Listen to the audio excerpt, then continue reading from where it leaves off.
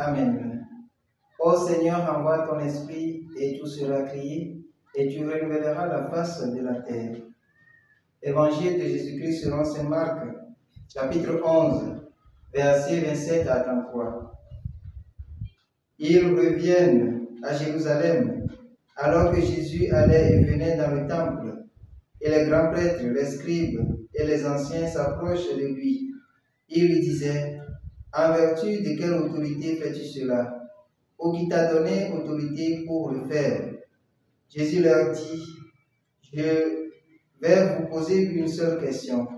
Répondez-moi, et je vous dirai en vertu de quelle autorité je fais cela.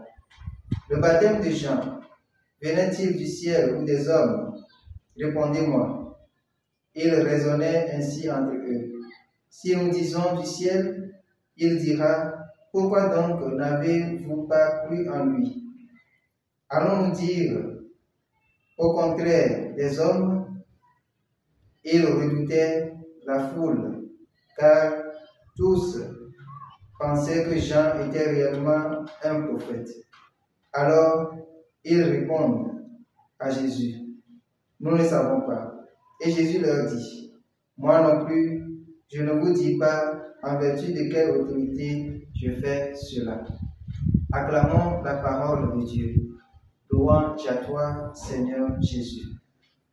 Chers frères et sœurs, aujourd'hui 1er juin, les textes que l'Église nous propose de méditer nous invitent à reconnaître l'autorité de Jésus et à y adhérer. On est tous surpris par cette question piège posée par les chefs, question à laquelle Jésus répond par une autre question.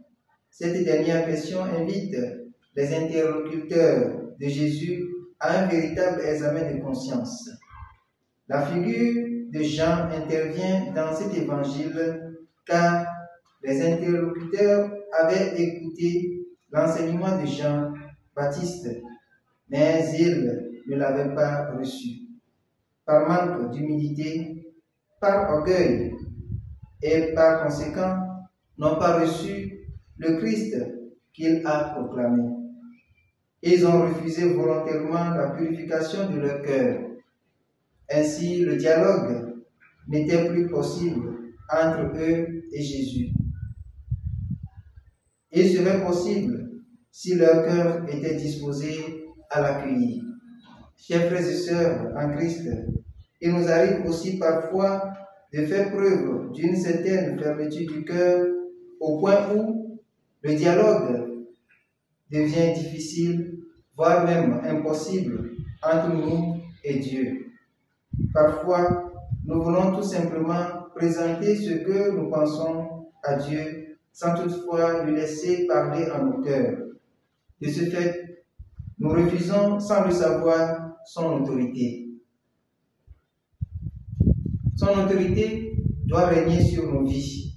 Et si nous ne faisons pas preuve d'ouverture du cœur, il serait impossible d'y parvenir. Chers frères et sœurs, demandons la conversion de nos cœurs, afin qu'ils deviennent des cœurs pleins d'humilité, disposés à accueillir le Christ, afin que nos vies parviennent à une véritable transformation.